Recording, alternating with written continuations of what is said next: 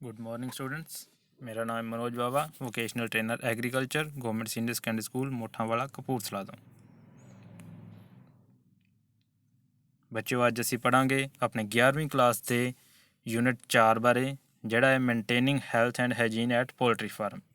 मतलब कि मुर्गी फार्म उत्ते सेहत का किदां ख्याल रखना, अपनी भी मुर्गियां दी भी, ते उन्हां नूं किदां सेहतमंद बनाई रखना है। ठीक है, ਇੱਥੇ ਆਪਾਂ ਸਭ ਤੋਂ ਪਹਿਲਾਂ ਗੱਲ ਕਰਾਂਗੇ ਹੈਲਥ ਅਤੇ ਹਾਈਜੀਨ ਬਾਰੇ। ਹੈਲਥ ਐਂਡ ਹਾਈਜੀਨ ਹੁੰਦਾ ਕੀ ਹੈ?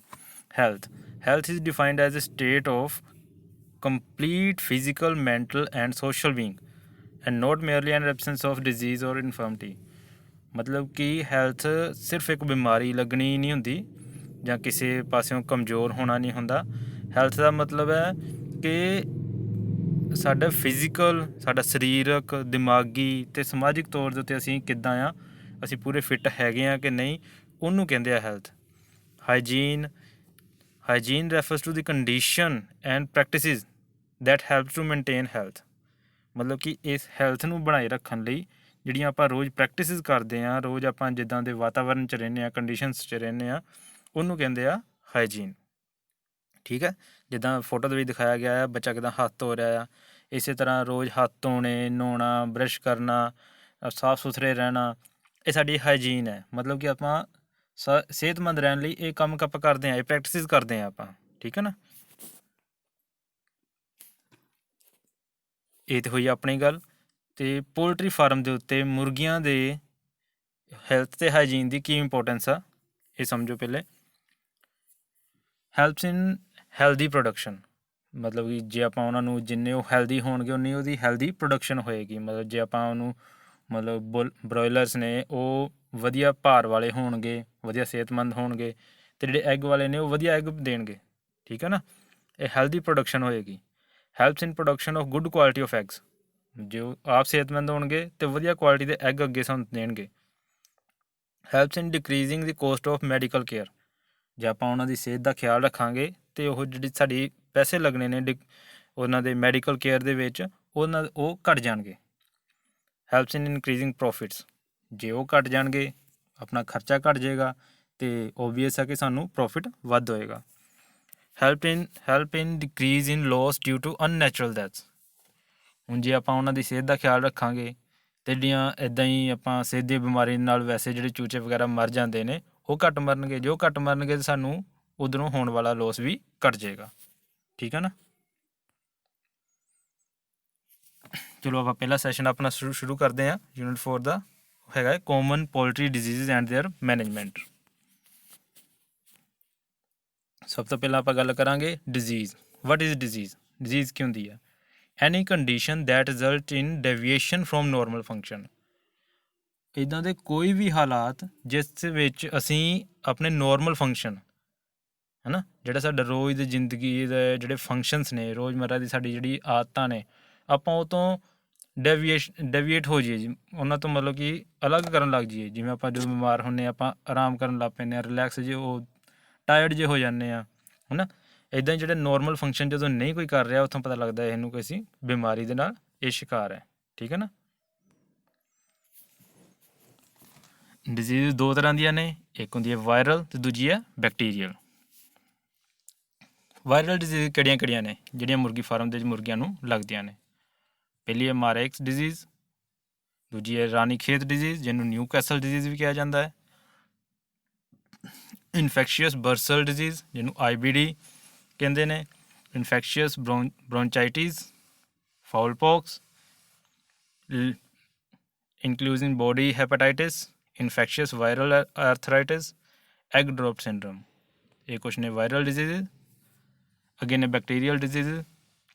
ਇਹ ਨੇ pullorum omphalitis, fowl coryza, chronic respiratory disease, fall typhoid, fall paratyphoid, fall cholera, and avian tuberculosis, avian paratuberculosis, coliform infection ਅਤੇ clostridial infections।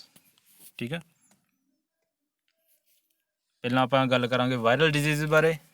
ਇਹਨਾਂ ਵਿੱਚੋਂ ਕੁਛ ਆਪਾਂ ਇੰਨੀਆਂ ਸਾਰੀਆਂ ਡਿਸਕਸ ਨਹੀਂ ਕਰ ਸਕਦੇ, ਕੁਛ ਇੰਪੋਰਟੈਂਟ ਨੇ ਜਿਹੜੇ ਇੰਡੀਆ ਦੇ ਵਿੱਚ ਹੁੰਦੀਆਂ ਨੇ, ਉਹਨਾਂ ਬਾਰੇ ਆਪਾਂ ਜ਼ਰੂਰ ਡਿਸਕਸ ਕਰਾਂਗੇ।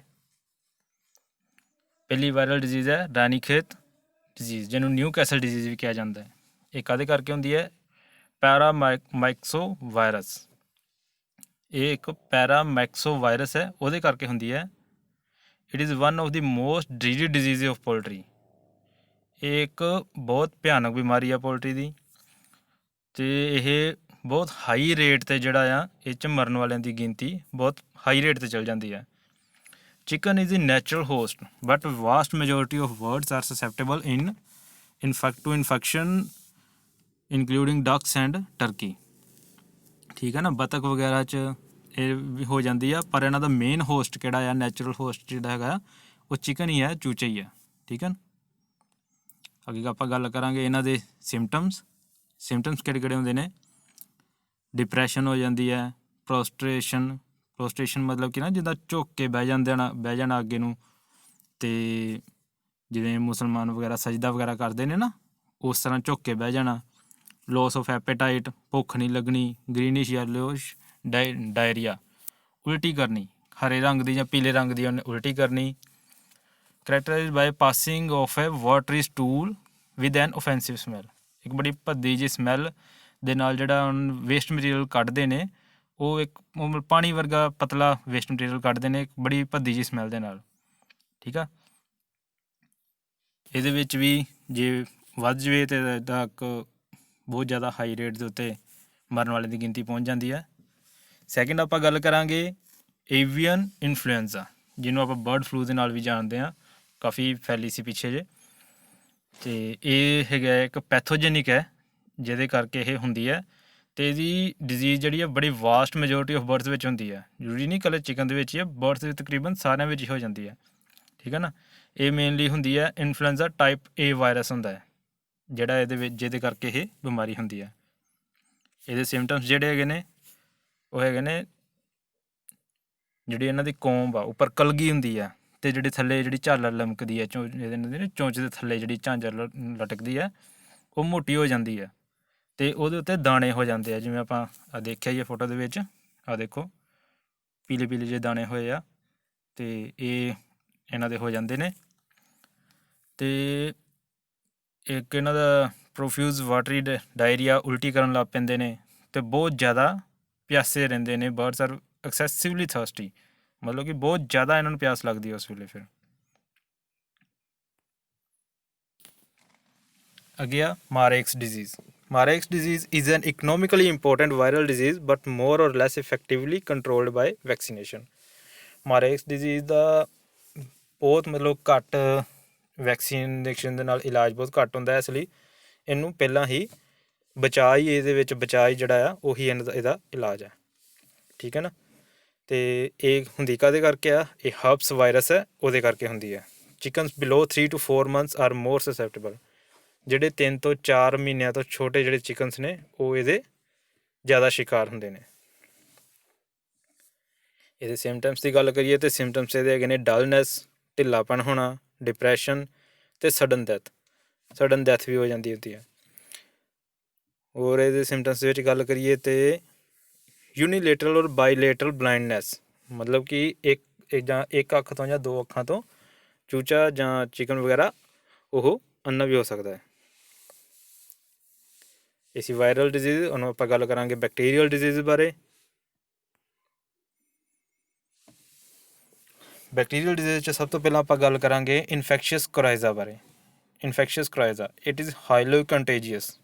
ਇਹ ਛੂਤ ਦੀ ਬਿਮਾਰੀ ਆ, ਇਹ ਫੈਲਦੀ ਆ ਇੱਕ ਚਿਕਨ ਤੋਂ ਦੂਜੇ ਚਿਕਨ ਤੱਕ ਬੜੀ ਛੇਤੀ ਫੈਲਦੀ ਆ। ਅਤੇ acute disease of upper respiratory tract of chickens, ਮਤਲਬ ਕਿ ਇਹਨਾਂ ਦਾ ਜਿਹੜਾ ਰੈਸਪੀਰੇਟਰੀ ਟਰੈਕ ਆ ਉੱਪਰ, ਉਹ ਮਤਲਬ ਖਰਾਬ ਹੋਣ ਲੱਗ ਪੈਂਦਾ, ਉਹਨੂੰ ਸਾਹ ਲੈਣ 'ਚ ਔਖਿਆਈ ਆਉਣ ਲੱਗ ਪੈਂਦੀ ਹੈ। Turn into chronic respiration disease. ਮਤਲਬ ਕਿ ਉੱਥੇ ਨਾ ਇੱਕ ਕਹਿ ਲਓ ਕਿ ਜਿਵੇਂ ਆਪਾਂ ਕਹਿ ਲਈਏ ਨਾ ਕਿ ਸਾਨੂੰ ਅੰਗੜਾਈਆਂ ਜਿਹੀਆਂ ਆਉਂਦੀਆਂ, ਮਤਲਬ ਕਿ ਉਹਨੇ ਧੌਣ ਮਰੋੜਨੀ ਜਿਹੀ ਸ਼ੁਰੂ ਹੋ ਜਾਣੀ ਆ, ਹੈ ਨਾ, ਉਹ ਚੀਜ਼ ਹੋਣ ਲੱਗ ਪੈਂਦੀ ਆ ਰੈਸਪੀਰੇਟਰੀ ਟਰੈਕਸ ਵਿੱਚ ਉਹਦੇ ਉੱਪਰ, ਅਤੇ ਉਹਦੇ ਕਰਕੇ ਉਹਨੂੰ ਸਾਹ ਲੈਣ ਦੀ ਬਿਮਾਰੀ, ਸਾਹ ਲੈਣ 'ਚ ਮੁਸ਼ਕਿਲ ਆਉਣ ਲੱਗ ਪੈਂਦੀ, ਜਿਸ ਕਰਕੇ ਬਾਅਦ 'ਚ ਉਹਦੀ ਡੈਥ ਹੋ ਜਾਂਦੀ ਹੈ। ਸਿੰਪਟਮਸ ਇਹ ਕੀ ਹੈ? ਸਵੋਲਨ ਵੈਟਲਸ, ਜਿਹੜੀ ਝਾਲਰ ਆ ਚੁੰਝ ਤੋਂ ਥੱਲੇ ਜਿਹੜੀ ਹੁੰਦੀ ਹੈ ਉਹ ਫੁੱਲੀ ਹੋਈ ਹੁੰਦੀ ਹੈ, ਮਤਲਬ ਕਿ ਸੁੱਜੀ ਹੋਈ ਹੁੰਦੀ ਹੈ। ਡਾਇਰੀਆ, ਉਲਟੀ ਕਰਦੀ ਹੈ। ਰੋਟੀ ਤੇ ਜਿਹੜੀ ਉਹਦੀ ਕੰਜ਼ੰਪਸ਼ਨ ਆਫ ਫੀਡ ਆ ਅਤੇ ਵਾਟਰ ਆ ਉਹ ਘੱਟ ਜਾਂਦੀ ਆ ਅਤੇ ਉਹਦੀ ਐਗ ਪ੍ਰੋਡਕਸ਼ਨ ਦੇ ਵਿੱਚ ਬਹੁਤ ਡਰੋਪ ਆ ਜਾਂਦਾ, ਬਹੁਤ ਘੱਟ ਜਾਂਦੀ ਹੈ ਐਗ ਪ੍ਰੋਡਕਸ਼ਨ, ਨਾ ਮਾਤਰ ਹੋ ਜਾਂਦੀ ਆ। Serious to mucoid nasal discharges with foul smell, ਨੱਕ 'ਚੋਂ ਪਾਣੀ ਵਗੈਰਾ ਵਗਦਾ ਹੈ ਜਿਹਦੀ ਇੱਕ ਬੜੀ ਗੰਦੀ ਸਮੈਲ ਆਉਂਦੀ ਹੈ ਅਤੇ ਬਹੁਤ ਜ਼ਿਆਦਾ ਪਾਣੀ ਵਗਦਾ। ਦੂਜੀ ਆਪਾਂ ਗੱਲ ਕਰਾਂਗੇ mycoplasmosis. Mycoplasmosis is a collective term for infectious disease caused by micro organisms called ਮਾਈਕੋਪਲਾਜ਼ਮਾਸ।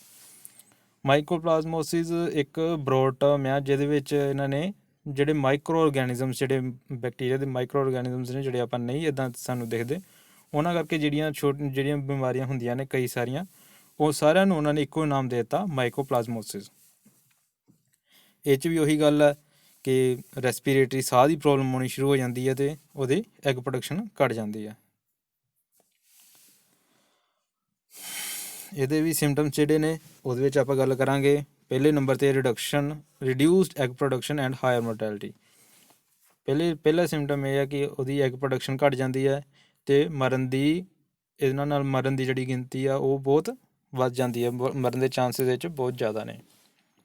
Egg with pimple shell, ਜਿਹੜੇ ਐਗ ਹੋਣਗੇ ਉਹ ਪਿੰਪਲ ਸ਼ੈਲ, ਜਿਵੇਂ ਨਾ ਫਿੰਸੀਆਂ ਜਿਹੀਆਂ ਹੋਈਆਂ ਹੁੰਦੀਆਂ ਇੱਦਾਂ ਦੇ ਜਿਹੜੇ ਸ਼ੈਲ ਹੁੰਦੇ ਉਹਦੇ ਉੱਪਰਲੇ ਛਿਲਕਾ ਜਿਹੜਾ ਹੁੰਦਾ ਉਹਦੇ ਉੱਤੇ ਦਾਣੇਦਾਰ ਜੇ ਐਗ ਹੁੰਦੇ ਨੇ, ਠੀਕ ਹੈ ਨਾ। ਕਫਿੰਗ, ਸਵੋਲਨ ਫੇਸ, ਸਟਿੱਕੀ ਆਈਜ਼, ਡਿਸਚਾਰਜਿਸ, ਮਤਲਬ ਕਫਿੰਗ ਖੰਘਣਾ, ਸਵੋਲਨ ਫੇਸ ਮੂੰਹ ਸੁੱਜਿਆ ਹੋਇਆ, ਅਤੇ ਸਟਿੱਕੀ ਆਈ ਡਿਸਚਾਰਜ ਮਤਲਬ ਜਿਹੜਾ ਅੱਖਾਂ 'ਚੋਂ ਪਾਣੀ ਨਿਕਲਦਾ ਆ ਉਹ ਚਿਪਚਿਪਾ ਜਿਹਾ ਹੋਏਗਾ, ਠੀਕ ਹੈ। ਅਤੇ ਦੂਜਾ ਜਿਹੜਾ ਮੇਨ ਵੱਖਰਾ ਹੈਗਾ ਇਹਦੇ ਵਿੱਚ ਸਿੰਪਟਮ ਜਿਹੜਾ ਹੈਗਾ ਸਵੋਲਨ ਜੋਇੰਟਸ, ਜਿਹਦੇ ਜੋਇੰਟਸ ਹੈ ਉਹ ਸੁੱਜੇ ਹੋਏ ਹੋਣਗੇ, ਠੀਕ ਹੈ ਨਾ, ਜਿਵੇਂ ਗੋਡਿਆਂ ਦੇ ਪੈਰਾਂ ਦੇ ਜਿਹੜੇ ਜੋਇੰਟਸ ਹੋਣਗੇ ਉਹ ਸੁੱਜੇ ਹੋਏ ਹੋਣਗੇ। ਅੱਗੇ ਆਪਾਂ ਗੱਲ ਕਰਾਂਗੇ ਫਾਲ ਕੋਲੇਰਾ 'ਤੇ। Fowl cholera is a bacterial infection caused by Pasteurella. ਇਹ all poultry species are susceptible to this type of bacteria. ਇੱਕ ਇਨਫੈਕਸ਼ਨ ਹੁੰਦੀ ਹੈ ਬੈਕਟੀਰੀਆ ਕਰਕੇ, ਪੋਸਟੁਰੇਲਾ ਬੈਕਟੀਰੀਆ ਕਰਕੇ ਇਨਫੈਕਸ਼ਨ ਹੁੰਦੀ ਹੈ, ਅਤੇ ਤਕਰੀਬਨ ਆਲ ਜਿਹੜੇ ਪੋਲਟਰੀ ਸਪੀਸੀਜ਼ ਹੈਗੀਆਂ ਨੇ, ਮਤਲਬ ਜਿੰਨੀਆਂ ਵੀ ਬਰਡਸ ਹੈਗੀਆਂ ਨੇ ਜਿਹੜੇ ਆਪਾਂ ਰੱਖਦੇ ਹਾਂ ਇੱਦਾਂ, ਉਹ ਤਕਰੀਬਨ ਸਾਰੀਆਂ ਸਪੀਸੀਜ਼ ਇਹਦੇ ਮਤਲਬ ਘੇਰੇ ਵਿੱਚ ਆ ਜਾਂਦੀਆਂ ਨੇ। ਅਤੇ ਡੋਮੈਸਟਿਕ ਬਰਡਸ ਇਨਕਲੂਡਿੰਗ ਪੈਟਸ ਔਰ ਬਰਡਸ ਐਟ ਦੀ ਜ਼ੂ, ਮਤਲਬ ਜਿਹੜੇ ਆਪਾਂ ਘਰਾਂ 'ਚ ਜਾਨਵਰ ਰੱਖਦੇ ਹਾਂ ਜਾਂ ਜਿਹੜੇ ਉੱਥੇ ਜ਼ੂ ਦੇ ਵਿੱਚ ਬਰਡਸ ਹੁੰਦੇ ਨੇ, ਜਾਂ ਵਾਈਲਡ ਬਰਡਸ ਜਿਹੜੇ ਹੁੰਦੇ ਨੇ ਜੰਗਲਾਂ ਦੇ ਵਿੱਚ ਹੁੰਦੇ ਨੇ, ਉਹ ਵੀ ਇਹਦੇ ਨਾਲ ਇਨਫੈਕਟਡ ਹੋ ਸਕਦੇ ਨੇ। ਇਹ ਜ਼ਰੂਰੀ ਨਹੀਂ ਕਿ ਪਿੰਜਰੇ ਵਿੱਚ ਰੱਖਣ ਦੇ ਨਾਲ ਹੀ ਹੋਣਗੇ, ਇਹ ਸਾਰੇ ਬਰਡਸ ਨੂੰ ਇਹ ਇਨਫੈਕਸ਼ਨ ਫੈਲ ਸਕਦੀ ਹੈ। Fowl cholera is usually strikes birds older than 6 weeks of age. Fowl cholera ਜਿਹੜੀ ਬਿਮਾਰੀ ਹੈ ਇਹ ਯੂਜ਼ਲੀ ਜਿਹੜੀ ਸਟ੍ਰਾਈਕ ਕਰਦੀ ਹੈਗੀ ਆ ਉਹ 6 ਹਫ਼ਤਿਆਂ ਤੋਂ ਉੱਪਰ ਵਾਲੇ ਜਿਹੜੇ ਬਰਡਸ ਹੈਗੇ ਨੇ ਉਹਨਾਂ ਨੂੰ ਮੇਨਲੀ ਇਫੈਕਟ ਕਰਦੀ ਹੈ, ਠੀਕ ਹੈ ਨਾ। ਇਹਨਾਂ ਦੇ ਸਿੰਪਟਮਸ 'ਤੇ ਆਪਾਂ ਗੱਲ ਕਰੀਏ ਤਾਂ acute form birds may be die without showing any symptom, ਮਤਲਬ ਕਿ ਬਰਡਸ ਜਿਹੜੇ ਆ ਉਹ ਵਿਦਾਊਟ ਸ਼ੋਇੰਗ ਐਨੀ ਸਿਸਟਮ ਵੀ ਮਰ ਸਕਦੇ ਨੇ, ਮਤਲਬ ਪਤਾ ਨਹੀਂ ਲੱਗਦਾ ਕਿ ਵੀ ਕਿੱਦਾਂ ਮਰ ਗਿਆ, ਠੀਕ ਹੈ ਨਾ। ਅਤੇ less where from breathing rapid with open beak, ਮਤਲਬ ਮੂੰਹ ਖੋਲ੍ਹ ਕੇ ਸਾਹ ਲੈਣਾ ਇਹਨਾਂ ਨੇ, ਬਹੁਤ ਜ਼ਿਆਦਾ ਸਾਹ ਲੈਣਾ, ਰੈਪਿਡ ਮਤਲਬ ਕਿ ਜਲਦੀ, ਠੀਕ ਹੈ ਨਾ। ਫੀਦਰ ਰਫਲਡ, ਕੋਂਬ ਐਂਡ ਵੈਟਲ ਬਿਕਮ ਸਾਈਕੋਨਿਕ, ਮਤਲਬ ਕਿ ਉਹੀ ਜਿਹੜੀ ਉਹਨਾਂ ਦੀ ਝਾਲਰ ਹੈ ਅਤੇ ਉੱਪਰ ਜਿਹੜੀ ਕਲਗੀ ਹੈ ਉਹਦੇ ਉੱਤੇ ਦਾਣੇ ਜਿਹੇ ਹੋ ਜਾਣੇ। ਯੈਲੋਇਸ਼ ਡਾਇਰੀਆ, ਪੀਲੇ ਰੰਗ ਦੀ ਉਲਟੀ ਕਰਨੀ। ਸਵੋਲਨ ਕੋਂਬ, ਜਿਹੜੀ ਕੋਂਬ ਆ ਉੱਪਰ ਜਿਹੜੀ ਇਹਨਾਂ ਦੀ ਕਲਗੀ ਹੁੰਦੀ ਆ ਉਹ ਸੁੱਜ ਜਾਣੀ। Wattle joints are hot and painful, ਜਿਹੜੇ ਇਹਨਾਂ ਦੇ ਜੋੜ ਹੋਣਗੇ ਉਹ ਗਰਮ ਅਤੇ ਦੁਖਣਗੇ, ਠੀਕ ਹੈ ਨਾ, ਗਰਮ ਹੋਣਗੇ ਅਤੇ ਦੁਖਣਗੇ।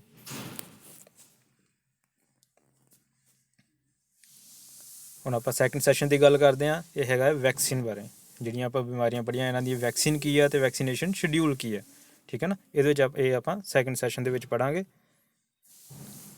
ਸਭ ਤੋਂ ਪਹਿਲਾਂ ਆਪਾਂ ਗੱਲ ਕਰਾਂਗੇ ਵੈਕਸੀਨ ਕੀ ਹੁੰਦੀ ਹੈ। Vaccine is a biological preparation that improves immunity to a particular disease.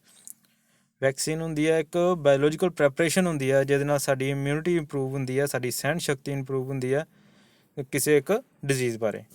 ਅਤੇ ਵੈਕਸੀਨੇਸ਼ਨ ਕੀ ਹੁੰਦੀ ਹੈ। Vaccination is a administration material to stimulate the immune system of an individual to develop a adaptive immunity to a disease. ਮਤਲਬ ਕਿ ਇੱਕ ਉਹ ਤਾਂ vaccine ਤਾਂ ਹੋ ਗਈ ਦਵਾਈ, ਹੈ ਨਾ, ਸਾਡੇ ਸਰੀਰ 'ਚ ਪਾਉਂਦੇ ਆ ਕਿ ਕਿਸੇ ਪਾਰਟੀਕੂਲਰ ਡਿਜ਼ੀਜ਼ ਹੋ ਗਈ ਆ, ਦਵਾਈ ਪਾਤੀ ਸਾਡੇ ਸਰੀਰ ਦੇ ਵਿੱਚ ਟੀਕੇ ਦੇ ਨਾਲ, ਅਤੇ ਉਹ ਅਸੀਂ ਉਹਦੇ ਨਾਲ ਲੜਨ ਜੋਗੇ ਹੋ ਗਏ। ਅਤੇ ਵੈਕਸੀਨੇਸ਼ਨ ਹੁੰਦੀ ਹੈ ਕਿ ਸਾਨੂੰ ਉਸ ਲੜਾਈ ਨਾਲ ਲੜਨ ਜੋਗੇ ਬਣਾਉਣਾ, ਮਤਲਬ ਕਿ ਸਾਨੂੰ ਅਜੇ ਬਿਮਾਰੀ ਨਹੀਂ ਹੋਈ, ਅਸੀਂ ਪਹਿਲਾਂ ਉਹਦਾ ਟੀਕਾ ਲਵਾ ਲੈਣਾ ਤਾਂ ਕਿ ਸਾਡਾ ਸਰੀਰ ਉਸ ਬਿਮਾਰੀ ਨਾਲ ਲੜਨ ਜੋਗਾ ਹੋ ਜਾਵੇ, ਠੀਕ ਹੈ ਨਾ, ਉਹਨੂੰ ਕਹਿੰਦੇ ਆ ਵੈਕਸੀਨੇਸ਼ਨ। ਪਹਿਲਾਂ ਆਪਾਂ ਗੱਲ ਕਰਾਂਗੇ ਵੈਕਸੀਨੇਸ਼ਨ ਫॉर ਬਰੋਇਲਰਸ।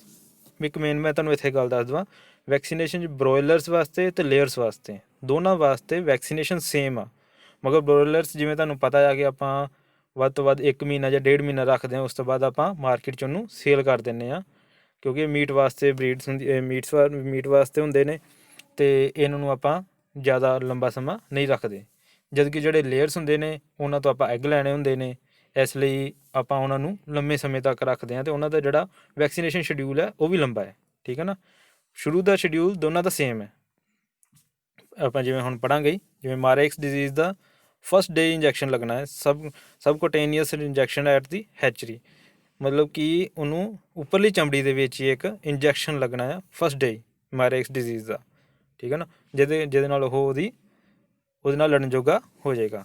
ਜਿਵੇਂ ਆਪਾਂ ਨੂੰ ਛੋਟੇ ਹੁੰਦਿਆਂ ਪੋਲੀਓ ਦੀ ਡ੍ਰੋਪਸ ਪਿਆਈਆਂ ਜਾਂਦੀਆਂ ਨੇ ਕਿ ਆਪਾਂ ਸਾਰੀ ਜ਼ਿੰਦਗੀ ਬਾਅਦ 'ਚੋਂ ਉਹਦੇ ਨਾਲ ਲੜਨ ਜੋਗੇ ਹੋ ਜਾਂਦੇ ਹਾਂ, ਉਸੇ ਤਰ੍ਹਾਂ ਮਾਰੇਕਸ ਡਿਜ਼ੀਜ਼ ਦਾ ਵੀ ਸ਼ੁਰੂ 'ਚ ਹੀ ਇੰਜੈਕਸ਼ਨ ਲਗਾ ਦਿੱਤਾ ਜਾਂਦਾ ਕਿ ਉਹ ਬਸ ਸਾਰੀ ਜ਼ਿੰਦਗੀ ਉਹ ਉਹਦੇ ਨਾਲ ਲੜਨ ਜੋਗਾ ਹੋ ਜਾਂਦਾ ਆ, ਠੀਕ ਹੈ। ਅਗਲੀ ਹੈਗੀ ਆ ਰਾਨੀਖੇਤ ਡਿਜ਼ੀਜ਼ ਐਫ ਸਟ੍ਰੇਨ। ਇਹਦੇ ਆਈ ਡ੍ਰੋਪਸ ਹੁੰਦੇ ਨੇ ਜਾਂ ਨੈਸਲ ਡ੍ਰੋਪ ਹੁੰਦੇ ਨੇ, ਜਿਹੜੇ ਆਪਾਂ 5ਵੇਂ ਤੋਂ 7ਵੇਂ ਦਿਨ ਦੇਣੇ ਹੁੰਦੇ ਨੇ, ਠੀਕ ਹੈ ਨਾ। ਫਿਰ ਆ IBD ਇਨਫੈਕਸ਼ੀਅਸ ਬਰਸਲ ਡਿਜ਼ੀਜ਼, ਇਹ ਵੀ ਆਈ ਡ੍ਰੋਪ ਨੇ ਜਾਂ ਨੈਸਲ ਡ੍ਰੋਪ ਨੇ, ਇਹ ਆਪਾਂ ਦੂਜੇ ਹਫਤੇ 'ਚ ਦੇਣੇ ਹੁੰਦੇ ਨੇ ਜਾਂ 14ਵੇਂ ਤੋਂ 16ਵੇਂ ਦਿਨ ਦੇ ਵਿੱਚ ਦੇਣੇ ਹੁੰਦੇ ਨੇ। ਅੱਗੇ ਲਸੋਟਾ ਰਾਨੀਖੇਤ, ਇਹ 'ਚ ਵੀ ਆਈ ਡ੍ਰੋਪ ਹੈ ਜਾਂ ਨੈਸਲ ਡ੍ਰੋਪ ਹੈ, ਜਾਂ ਆਪਾਂ ਪੀਣ ਵਾਲੇ ਪਾਣੀ 'ਚ ਘੋਲ ਕੇ ਵੀ ਦੇ ਦਿੰਦੇ ਹਾਂ। ਇਹ 3rd ਵੀਕ 'ਚ ਦੇਣੀ ਹੁੰਦੀ ਹੈ, ਮਤਲਬ 21 ਤੋਂ 24 ਦਿਨ ਤੱਕ ਦੇ ਦੇਣੀ ਹੈ ਆਪਾਂ। ਅੱਗੇ ਹੈ ਵੈਕਸੀਨੇਸ਼ਨ ਫॉर ਲੇਅਰਸ, ਜਿਵੇਂ ਕਿ ਤੁਹਾਨੂੰ ਦੱਸਿਆ ਪਹਿਲੀ ਜਿਹੜੀ ਵੈਕਸੀਨੇਸ਼ਨ ਹੈ ਉਹ ਇੱਧਰ ਵੀ ਹੋਣੀ, ਲੇਅਰਸ ਨੂੰ ਵੀ ਹੋਣੀ ਹੈ, ਬਰੋਇਲਰਸ ਨੂੰ ਵੀ ਹੋਣੀ ਹੈ, ਦੋਨਾਂ ਪਾਸੇ ਹੋਣੀ ਹੈ। ਫਰਕ ਕਿੱਥੇ ਹੈ? ਫਰਕ ਹੈਗਾ ਜਿਹੜੀ ਆਪਾਂ ਸੈਕਿੰਡ ਨੰਬਰ 'ਤੇ ਆਪਾਂ ਡਿਜ਼ੀਜ਼ ਦਿੱਤੀ ਸੀ ਰਾਨੀਖੇਤ ਦੀ ਐਫ ਸਟ੍ਰੇਨ ਡਿਜ਼ੀਜ਼, ਜਿਹੜੀ ਵੈਕਸੀਨੇਸ਼ਨ ਆਪਾਂ ਕੀਤੀ ਸੀਗੀ ਆਈ ਡ੍ਰੋਪ ਦੀ 5ਵੇਂ ਤੋਂ 7ਵੇਂ ਦਿਨ ਵਾਲੀ, ਉਹ ਆਪਾਂ ਇੱਥੇ ਵੀ ਕਰਨੀ ਹੈ, ਲੇਅਰਸ ਨੂੰ ਵੀ ਕਰਨੀ ਹੈ। ਪਰ ਇੱਥੇ ਫਰਕ ਕੀ ਹੈ? ਉਸੇ ਦਿਨ ਹੀ ਉਹਨੂੰ RD ਕਿਲਡ ਦਾ ਜਿਹੜਾ ਹੈਗਾ ਇੱਕ ਇੰਜੈਕਸ਼ਨ ਦੇਣਾ ਆ 0.2 ml subcutaneous on the same day, ਉਸੇ ਦਿਨ ਹੀ 2 ml ਦਾ ਜਿਹੜਾ ਸਬਕੁਟੇਨੀਅਸ ਮਤਲਬ ਉੱਪਰਲੀ ਚਮੜੀ ਦੇ ਵਿੱਚ ਜਿਹੜਾ ਇੰਜੈਕਸ਼ਨ ਦੇਣਾ ਹੈਗਾ ਆ RD ਕਿਲਡ ਦਾ, ਠੀਕ ਹੈ ਨਾ। ਇਸੇ ਤਰ੍ਹਾਂ ਹੀ ਜਿਹੜਾ ਇਨਫੈਕਸ਼ਨ ਬਰਸਲ ਡਿਜ਼ੀਜ਼ ਹੈ ਉਹਦੇ ਵਿੱਚ ਵੀ ਆਪਾਂ ਇਹਦਾ ਇੰਜੈਕਸ਼ਨ ਦੇਣਾ ਹੈ IBD ਕਿਲਡ ਦਾ, ਉਹੀ 0.2 ml ਸਬਕੁਟੇਨੀਅਸ ਉੱਪਰਲੀ ਚਮੜੀ ਦੇ ਵਿੱਚ 14ਵੇਂ ਤੋਂ 16ਵੇਂ ਦਿਨ, ਠੀਕ ਹੈ ਨਾ, ਸਮਝ ਲੱਗ ਗਈ। ਦੇਣਾ ਉੱਧਰ ਵੀ ਹੈ ਦਵਾਈ ਬਰੋਇਲਰਸ ਨੂੰ ਵੀ ਅਤੇ ਲੇਅਰਸ ਨੂੰ ਵੀ, ਪਰ ਜਿਹਨਾਂ ਨੂੰ ਆਪਾਂ ਲੇਅਰਸ ਦੇ ਤੌਰ 'ਤੇ ਪਾਲ ਰਹੇ ਹਾਂ ਉਹਦੇ ਵਿੱਚ ਆਪਾਂ ਉਸੇ ਦਿਨ ਹੀ ਇੱਕ ਇੰਜੈਕਸ਼ਨ ਵੀ ਦੇਣਾ ਹੈ ਨਾਲ, ਠੀਕ ਹੈ ਨਾ। ਅੱਗੇ ਇਨਫੈਕਸ਼ੀਅਸ ਬ੍ਰੋਂਚਾਈਟਿਸ, ਇਹਦੇ ਆਈ ਡ੍ਰੋਪ ਹੈ 21ਵੇਂ ਤੋਂ 24ਵੇਂ ਦਿਨ। ਰਾਨੀਖੇਤ ਡਿਜ਼ੀਜ਼, ਇਹਦਾ ਵੀ ਆਈ ਡ੍ਰੋਪ ਹੈ 30ਵੇਂ ਤੋਂ 35ਵੇਂ ਦਿਨ। ਅਤੇ ਫਿਰ ਇਨਫੈਕਸ਼ੀਅਸ ਬਰਸਲ ਡਿਜ਼ੀਜ਼, ਇਹ ਜਿਹੜਾ ਲਾਈਵ ਅਤੇ ਕਿਲਡ ਨਾਲ ਲਿਖਿਆ ਹੈ, ਇਹ 2 ਤਰ੍ਹਾਂ ਦੀਆਂ ਹੁੰਦੀਆਂ ਨੇ ਵੈਕਸੀਨੇਸ਼ਨ, ਇੱਕ ਹੁੰਦੀ ਹੈ ਲਾਈਵ, ਇੱਕ ਹੁੰਦੀ ਹੈ ਕਿਲਡ।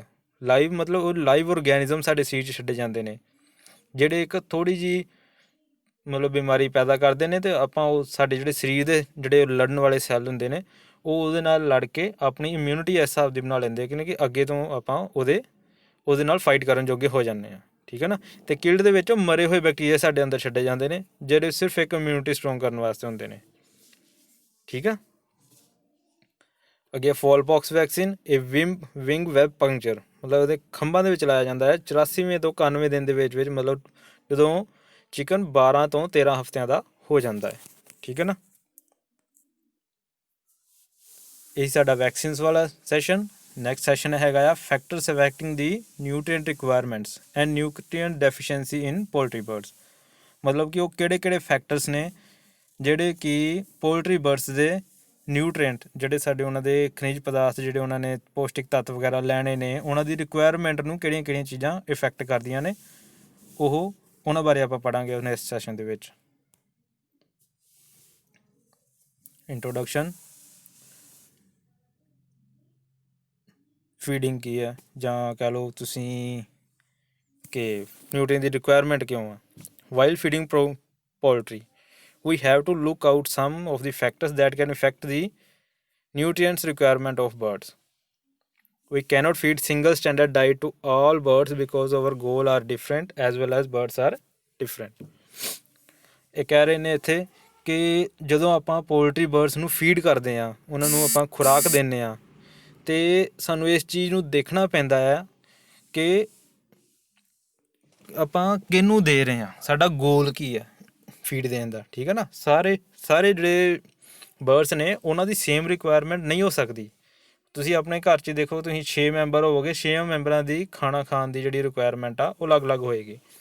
ਇਸੇ ਤਰ੍ਹਾਂ ਹੀ ਇਹਨਾਂ ਵਿੱਚ ਵੀ ਅਸੀਂ ਕਿਹੜੇ ਪਰਪਸ ਲਈ ਉਹਨਾਂ ਨੂੰ ਪਾਲ ਰਹੇ ਹਾਂ, ਉਹਨਾਂ ਬਰਡਸ ਨੂੰ, ਉਹਦੇ 'ਤੇ ਡਿਪੈਂਡ ਕਰਦਾ ਆ, ਉਹਨਾਂ ਦੇ ਸਾਈਜ਼ 'ਤੇ ਡਿਪੈਂਡ ਕਰਦਾ ਹੈ, ਉਹਨਾਂ ਦੀ ਰਿਕੁਆਇਰਮੈਂਟ 'ਤੇ ਉਹਨਾਂ ਦੀ ਐਕਟੀਵਿਟੀਜ਼ 'ਤੇ ਡਿਪੈਂਡ ਕਰਦਾ ਹੈ ਕਿ ਉਹ ਸਾਰੇ ਦਿਨ 'ਚ ਕੀ ਕਰਦੇ ਪਏ ਨੇ, ਉਹ 'ਤੇ ਡਿਪੈਂਡ ਕਰਦਾ ਪਿਆ ਕਿ ਆਪਾਂ ਉਹਨੂੰ ਖੁਰਾਕ ਕਿੰਨੀ ਦੇਣੀ ਆ। ਠੀਕ ਹੈ ਨਾ, ਜਿਵੇਂ ਮੰਨ ਲਓ ਕਿ ਜਿਹੜੀ ਆਪਾਂ ਬਰੋਇਲਰਸ ਨੇ, ਉਹਨਾਂ ਦਾ ਆਪਾਂ ਭਾਰ ਵਧਾਉਣਾ ਹੁੰਦਾ ਆ ਮਾਰਕੀਟ 'ਚ ਵੇਚਣ ਵਾਸਤੇ, ਆਪਾਂ ਉਹਨੂੰ ਓਬਵੀਅਸਲੀ ਭਾਰ ਵਧਾਉਣ ਵਾਲੀ ਫੈਟ ਹੀ ਆਪਾਂ ਰਿਕੁਆਇਰਮੈਂਟ ਦੇਵਾਂਗੇ ਤਾਂ ਕਿ ਉਹਦਾ ਭਾਰ ਛੇਤੀ ਵਧੇ ਅਤੇ ਆਪਾਂ ਮਾਰਕੀਟ 'ਚ ਵੇਚੀਏ। ਅਤੇ ਜਿਹਨਾਂ ਨੇ ਐਗ ਪ੍ਰੋਡਕਸ਼ਨ ਕਰਨੀ ਹੈ, ਲੇਅਰਸ ਨੇ ਜਿਹੜੇ, ਉਹਨਾਂ ਦੇ ਵਿੱਚ ਆਪਾਂ ਕੀ ਕਰਦੇ ਹਾਂ, ਉਹਨਾਂ ਨੂੰ ਆਪਾਂ ਵਧੀਆ ਕੁਆਲਿਟੀ ਦਾ ਦਿੰਦੇ ਹਾਂ ਖਾਣਾ, ਅਤੇ ਤਾਂ ਕਿ ਸਾਰੇ ਪ੍ਰੋਟੀਨਸ ਵਿਟਾਮਿਨਸ ਵਗੈਰਾ ਉਹਨੂੰ ਮਿਲਣ, ਤਾਂ ਕਿ ਜਿਹੜੀ ਐਗ ਪ੍ਰੋਡਕਸ਼ਨ ਹੋਵੇ ਉਹ ਵਧੀਆ ਹੋਵੇ। ਠੀਕ ਹੈ ਨਾ, ਇੱਕ ਲਿਸਟ ਆਫ ਫੈਕਟਰਸ, ਜਿਹੜੇ ਫੈਕਟਰਸ ਇਫੈਕਟ ਕਰਦੇ ਨੇ ਇਹਨਾਂ ਦੀ ਚਿਕਨਸ ਦੀ ਰਿਕੁਆਇਰਮੈਂਟ ਨੂੰ, ਉਹ ਹੈਗੇ ਨੇ ਜੈਨੇਟਿਕ ਫੈਕਟਰਸ। ਉਹ ਮਤਲਬ ਉਹਨਾਂ ਦੇ ਜੀਨਸ ਕਿੱਦਾਂ ਦੇ ਨੇ, ਉਹ ਕਾਹਦੇ ਵਾਸਤੇ ਨੇ। ਦੂਜਾ ਏਜ ਐਂਡ ਸੈਕਸ, ਉਹ ਮੇਲ ਹੈ ਫੀਮੇਲ ਹੈ, ਉਹਨਾਂ ਦੀ ਏਜ ਕਿੰਨੀ ਹੈ। ਪ੍ਰੋਡਕਸ਼ਨ ਏਮਸ, ਉਹਨਾਂ ਨੂੰ ਕਾਹਦੇ ਵਾਸਤੇ ਪ੍ਰੋਡਿਊਸ ਕੀਤਾ ਜਾ ਰਿਹਾ, ਕਾਹਦੇ ਵਾਸਤੇ ਪਾਲਿਆ ਜਾ ਰਿਹਾ। ਫੀਡ ਇਨਗਰੀਡੀਅੰਟ ਵੇਰੀਏਬਿਲਿਟੀ, ਜਿਹੜੇ ਉਹਦੇ ਵਿੱਚ ਇਨਗਰੀਡੀਅੰਟਸ ਨੇ, ਜਿਹੜੇ ਉਹਦੇ ਵਿੱਚ ਖੁਰਾਕੀ ਤੱਤ ਨੇ, ਉਹ ਕਿਹੜੇ ਨੇ। ਠੀਕ ਹੈ ਨਾ, ਫੀਡ ਮੈਨੂਫੈਕਚਰ ਐਂਡ ਸਟੋਰੇਜ, ਉਹ ਸਟੋਰ ਕਿੱਦਾਂ ਦੀ ਕੀਤੀ ਹੋਈ ਹੈ। ਅਵੇਲੇਬਿਲਿਟੀ ਆਫ ਨਿਊਟਰੀਐਂਟਸ, ਸਾਡੇ ਕੋਲ ਅਵੇਲੇਬਿਲਿਟੀ ਆਫ ਨਿਊਟਰੀਐਂਟਸ ਕੀ ਨੇ, ਔਰ ਮੈਟਰਨਲ ਟਰਾਂਸਫਰ ਆਫ ਨਿਊਟਰੀਐਂਟਸ। ਠੀਕ ਹੈ ਨਾ, ਅਤੇ ਇਨਵਾਇਰਮੈਂਟ ਕਿਹੋ ਜਿਹਾ ਹੈ। ਹੈਲਥ ਐਂਡ ਸਟਰੈਸ, ਉਹਨਾਂ ਦੀ ਹੈਲਥ ਕਿਹੋ ਜਿਹੀ ਹੈ। ਹਾਊਸਿੰਗ ਕਿਹੋ ਜਿਹੀ ਹੈ, ਉਹਨਾਂ ਦੇ ਘਰ ਮਤਲਬ ਜਿੱਥੇ ਰੱਖੇ ਨੇ ਉਹ ਕਿਹੋ ਜਿਹੇ ਨੇ। ਅਤੇ ਨਿਊਟਰੀਐਂਟ ਇੰਟਰ ਰਿਲੇਸ਼ਨਸ਼ਿਪ, ਨਿਊਟਰੀਐਂਟ ਦਾ ਆਪਸ 'ਚ ਜਿਹੜੇ ਆਪਾਂ ਬਣਾਈ ਹੈ ਜੋ ਆਪਾਂ ਉਹਨਾਂ ਦੀ ਫੀਡ ਬਣਾਈ ਹੈ, ਫੀਡ ਦਾ ਆਪਸੀ ਜਿਹੜੇ ਵਿਟਾਮਿਨਸ ਨੇ ਉਹਨਾਂ ਦਾ ਆਪਸੀ ਰਿਲੇਸ਼ਨ ਕਿਹੋ ਜਿਹਾ ਆ, ਕਿਹੋ ਜਿਹੀ ਫੀਡ ਬਣੀ ਹੈ, ਉਹ 'ਤੇ ਵੀ ਡਿਪੈਂਡ ਕਰਦਾ ਹੈ। ਪਹਿਲੇ ਨੰਬਰ 'ਤੇ ਗੱਲ ਕਰਾਂਗੇ ਆਪਾਂ ਜੈਨੇਟਿਕ ਫੈਕਟਰਸ ਬਾਰੇ। ਠੀਕ ਹੈ, ਡਿਫਰੈਂਟ ਸਟ੍ਰੇਨ ਔਰ ਬਰੀਡਸ of poultry have different average body size, growth rate and production levels, and will absorb and utilize nutrients from feed and with different level of efficiency. ਮਤਲਬ ਕਿ ਜਿੱਦਾਂ ਦੀ ਉਹਨਾਂ ਦੀ ਬਰੀਡ ਹੈ, breed 'ਤੇ ਡਿਪੈਂਡ ਕਰਦਾ ਹੈ ਕਿ ਉਹਨਾਂ ਦੀ ਬਰੀਡ ਕਿਹੋ ਜਿਹੀ ਹੈ, ਜਦੋਂ ਉਹਦਾ ਐਵਰੇਜ ਬੋਡੀ ਸਾਈਜ਼ ਕੀ ਹੈ, ਉਹਦੇ ਹਿਸਾਬ ਨਾਲ ਉਹਨਾਂ ਦੀ ਫੀਡ ਰਿਕੁਆਇਰਮੈਂਟ ਵੀ ਡਿਫਰੈਂਟ ਹੋਏਗੀ। ਠੀਕ ਹੈ ਨਾ, different breed different requirement, therefore they require different feed with different nutrient composition. ਉਹੀ ਸੇਮ ਗੱਲ ਕਿ ਜੇ ਡਿਫਰੈਂਟ ਉਹਨਾਂ ਦੀ ਬਰੀਡ ਹੈ, ਉਹਨਾਂ ਦੀ ਨਸਲ ਹੀ ਵੱਖਰੀ ਹੈ, ਅਤੇ ਉਹਨਾਂ ਦੀ ਨਿਊਟਰੀਐਂਟ ਰਿਕੁਆਇਰਮੈਂਟ ਵੀ ਅਲੱਗ-ਅਲੱਗ ਹੋਏਗੀ। ਠੀਕ ਹੈ ਜੀ, ਪਹਿਲਾ ਫੈਕਟਰ ਇਹ ਉਹਨਾਂ ਦੀ ਨਿਊਟਰੀਐਂਟ ਰਿਕੁਆਇਰਮੈਂਟ ਨੂੰ ਇਫੈਕਟ ਕਰਦਾ ਹੈ। ਸੈਕਿੰਡ ਨੰਬਰ 'ਤੇ ਆ ਜਾਂਦਾ ਏਜ।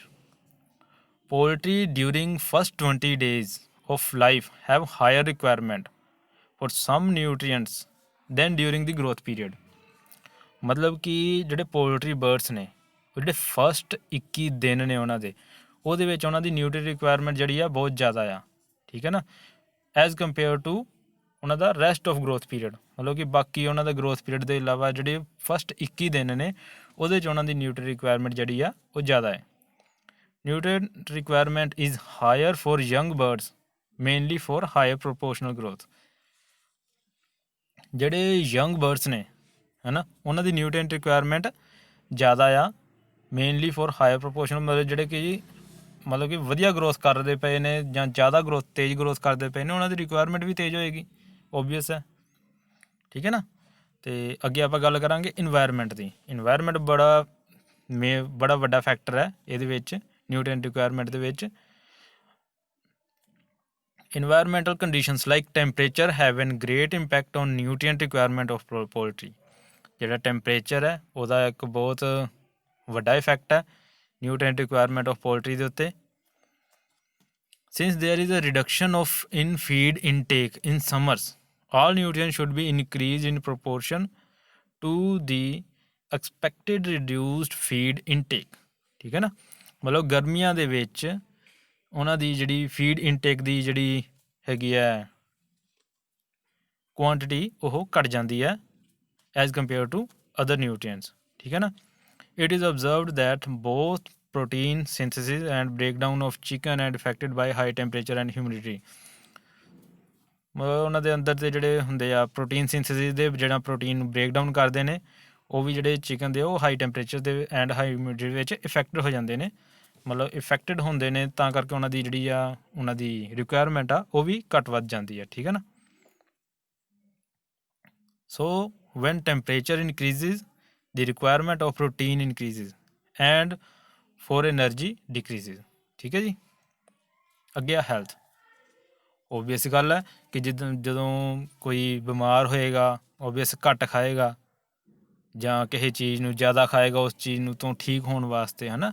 ਜਿਵੇਂ ਕਹਿ ਦਈਏ ਕਿ ਆਪਾਂ ਕਰੋਨਾ ਦੀ ਗੱਲ ਕਰੀਏ, ਲੋਕਾਂ ਨੂੰ ਵਿਟਾਮਿਨ ਸੀ ਖਾਣੇ ਸ਼ੁਰੂ ਕਰਤੇ ਸੀ, ਕੈਪਸੂਲ ਲੈ ਕੇ ਵੀ ਖਾਣੇ ਸ਼ੁਰੂ ਕਰਤੇ ਸੀ, ਗੋਲੀਆਂ ਲੈ ਕੇ ਖਾਣੇ ਸ਼ੁਰੂ ਕਰ ਦਿੱਤੀਆਂ ਸੀ। ਉਸੇ ਤਰ੍ਹਾਂ ਹੀ ਹੈ ਹੈਲਥ ਦੇ ਵਿੱਚ many disease condition influences the nutrient requirement. ਬਹੁਤ ਸਾਰੀਆਂ ਡਿਜ਼ੀਜ਼ ਇਹੋ ਜਿਹੀਆਂ ਨੇ ਜਿਹੜੀਆਂ ਨਿਊਟ੍ਰੀਐਂਟ ਦੀ ਰਿਕੁਆਇਰਮੈਂਟ ਨੂੰ ਇਫੈਕਟ ਕਰਦੀਆਂ ਨੇ। Infectious bronchitis virus increase the rate of vitamin A utilization in the tissue of chickens.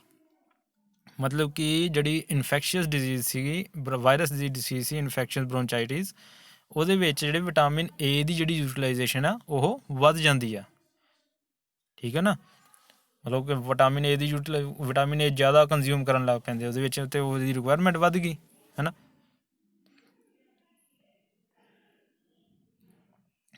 ਅੱਗੇ ਆਪਾਂ ਗੱਲ ਕਰਾਂਗੇ ਹਾਊਸਿੰਗ ਦੀ। ਹਾਊਸਿੰਗ ਮਤਲਬ ਉਹਨਾਂ ਦੇ ਘਰ ਕਿਹੋ ਜਿਹਾ ਹੈ, ਟਾਈਪ ਆਫ ਹਾਊਸਿੰਗ ਕਿਹੋ ਜਿਹੀ ਉਹਨਾਂ ਦੇ ਜਿੱਦਾਂ ਦਾ ਘਰ ਹੋਏਗਾ, ਜਿੱਦਾਂ ਦੀ ਉਹ ਐਕਟੀਵਿਟੀ ਕਰਦੇ ਹੋਣਗੇ, ਉਸ ਹਿਸਾਬ ਨਾਲ ਵੀ ਉਹਨਾਂ ਦੀ ਫੀਡ ਰਿਕੁਆਇਰਮੈਂਟ ਦੇ ਉੱਤੇ ਫਰਕ ਪਏਗਾ। ਜਿਵੇਂ ਫਸਟ ਪੁਆਇੰਟ ਹੈਗਾ ਹੈ effect the level of activity of birds and energy requirement. ਮਤਲਬ ਕਿ ਉਹਨਾਂ ਦਾ ਐਕਟੀਵਿਟੀ ਲੈਵਲ ਕੀ ਹੈ ਅਤੇ ਉਹ ਉਹਨਾਂ ਦੀ ਐਨਰਜੀ ਰਿਕੁਆਇਰਮੈਂਟ ਦੇ ਉੱਤੇ ਇਫੈਕਟ ਕਰਦਾ ਆ। In cages there is a less physical activity. ਜਿਵੇਂ ਪਿੰਜਰੇ ਵਿੱਚ ਬਰਡਸ ਹੋਣਗੇ ਅਤੇ ਉਹਦੀ ਜਿਹੜੀ ਫਿਜ਼ੀਕਲ ਐਕਟੀਵਿਟੀ ਹੈ ਬਹੁਤ ਘੱਟ ਹੈ, ਅਤੇ ਫਿਜ਼ੀਕਲ ਐਕਟੀਵਿਟੀ ਘੱਟ ਹੈ ਇਟ ਮੀਨਸ ਉਹ ਘੱਟ ਖਾਣਗੇ। ਠੀਕ ਹੈ ਨਾ। According to Brown and MC Courtney, ਇਹਨਾਂ ਨੇ ਇੱਕ ਕਿਤਾਬ ਲਿਖੀ ਸੀ, ਉਹਨਾਂ ਨੇ ਰਿਕਮੈਂਡਡ ਕੀਤਾ ਸੀ lower dietary energy for cage bird. ਉਹਨਾਂ ਨੇ ਕਿਹਾ ਸੀ ਕਿ ਜਿਹੜੇ ਕੇਜਡ ਬਰਡ ਨੇ, ਜਿਹੜੇ ਪਿੰਜਰੇ ਦੇ ਵਿੱਚ ਰਹਿੰਦੇ ਨੇ, ਉਹਨਾਂ ਦੇ ਵਿੱਚ ਜਿਹੜੀ ਉਹਨਾਂ ਦੀ ਡਾਈਟ ਆ, ਹੈ ਨਾ, ਐਨਰਜੀ ਆ, ਉਹ ਘੱਟ ਹੁੰਦੀ ਹੈ। ਮਤਲਬ ਕਿ ਉਹ ਘੱਟ ਰਿਕੁਆਇਰਮੈਂਟ ਕਰ ਲੈਣਗੇ ਆਪਣੇ ਫੀਡ ਦੀ, ਫੀਡ ਘੱਟ ਖਾਣਗੇ ਕਿਉਂਕਿ ਉਹਨਾਂ ਦੀ ਸਾਰੇ ਦਿਨ 'ਤੇ ਕੋਈ ਐਕਸਰਸਾਈਜ਼ ਹੀ ਨਹੀਂ ਹੈਗੀ। ਅਤੇ ਐਜ਼ ਕੰਪੇਅਰ ਟੂ ਜਿਹੜੇ ਓਪਨ ਦੇ ਵਿੱਚ ਰੱਖੇ ਹੁੰਦੇ ਨੇ ਉਹਦੇ ਵਿੱਚ ਉਹ ਸਾਰਾ ਦਿਨ ਤੁਰਦੇ ਫਿਰਦੇ ਰਹਿੰਦੇ ਨੇ, ਉਹਨਾਂ ਦੀ ਐਕਸਰਸਾਈਜ਼ ਹੁੰਦੀ ਹੈ ਅਤੇ ਉਹਨਾਂ ਦੀ ਰਿਕੁਆਇਰਮੈਂਟ ਵੀ ਜਿਹੜੀ ਹੈ ਜ਼ਿਆਦਾ ਹੋਏਗੀ। Caged birds requires more vitamin B12 to prevent leg weakness and nervous disorder। ਜਿਹੜੇ ਇਹਨਾਂ ਨੇ ਕਿਹਾ ਸੀ MC ਕਰਟਨੀ ਨੇ ਅਤੇ ਬਰਾਊਨ ਨੇ ਕਿਹਾ ਸੀ ਕਿ ਜਿਹੜੇ ਕੇਜਡ ਬਰਡਸ ਨੇ ਉਹਨਾਂ ਨੂੰ ਵਿਟਾਮਿਨ B12 ਜ਼ਿਆਦਾ ਦੀ ਲੋੜ ਹੁੰਦੀ ਹੈ ਉਹਨਾਂ ਦੀ ਲੈਗ ਦੀ ਵੀਕਨੈਸ ਤੋਂ ਉਹਨਾਂ ਨੂੰ ਬਚਾਉਣ ਵਾਸਤੇ। ਠੀਕ ਹੈ ਨਾ। ਕਿਉਂਕਿ ਉਹ ਸਾਰਾ ਦਿਨ ਬੈਠੇ ਰਹਿੰਦੇ ਆ, ਉਹਨਾਂ ਨੂੰ ਲੈਗ ਦੀ ਵੀਕਨੈਸ ਨਾ ਆ ਜਾਏ, ਇਸ ਲਈ ਉਹਨਾਂ ਨੂੰ ਵਿਟਾਮਿਨ B12 ਜ਼ਿਆਦਾ ਦਿੱਤਾ ਜਾਂਦਾ ਆ। ਰਿਕੁਆਇਰਮੈਂਟ 'ਚ ਫਰਕ ਆ ਗਿਆ ਨਾ। ਉਹਨਾਂ ਨੂੰ ਵਿਟਾਮਿਨ B12 ਜ਼ਿਆਦਾ ਦਿੱਤਾ ਜਾਂਦਾ ਕਿਉਂਕਿ ਉਹਨਾਂ ਦੀ ਲੈਗ ਦੀ ਐਕਸਰਸਾਈਜ਼ ਹੀ ਨਹੀਂ ਹੈਗੀ, ਅਤੇ ਦੂਜਿਆਂ ਨੇ ਵੈਸੇ ਖੁਰਾਕ ਜ਼ਿਆਦਾ ਖਾਣੀ ਹੁੰਦੀ ਹੈ ਖੁੱਲ੍ਹੇ ਵਿੱਚ ਜਿਹੜੇ ਰਹਿੰਦੇ ਨੇ, ਕਿਉਂਕਿ ਉਹਨਾਂ ਦੀ ਐਕਟੀਵਿਟੀ ਸਾਰਾ ਦਿਨ 'ਚ ਬਹੁਤ ਹੁੰਦੀ ਹੈ, ਐਨਰਜੀ ਵੇਸਟ ਹੁੰਦੀ ਹੈ, ਹੋਰ ਐਨਰਜੀ ਲੈਣ ਵਾਸਤੇ ਉਹਨਾਂ ਨੂੰ ਜ਼ਿਆਦਾ ਖਾਣਾ ਪੈਂਦਾ ਹੈ। Thank you. ਇਹ ਸਾਡਾ ਸੀਗਾ ਯੂਨਿਟ 4 ਲੈਵਲ 3 ਦਾ। ਹੋਰ ਕਿਸੇ ਯੂਨਿਟ ਵਾਸਤੇ ਆਪਾਂ ਫੇਰ ਮਿਲਾਂਗੇ। Thank you very much.